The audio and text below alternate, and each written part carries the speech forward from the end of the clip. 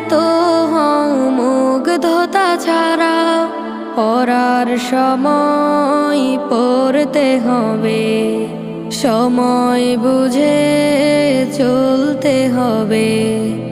গুরুজনকে মেনে ওঠো স্বপ্নের চূড়ায়, ফুল ফুটেছে ওই কাননে দেখবি তোরা আয়।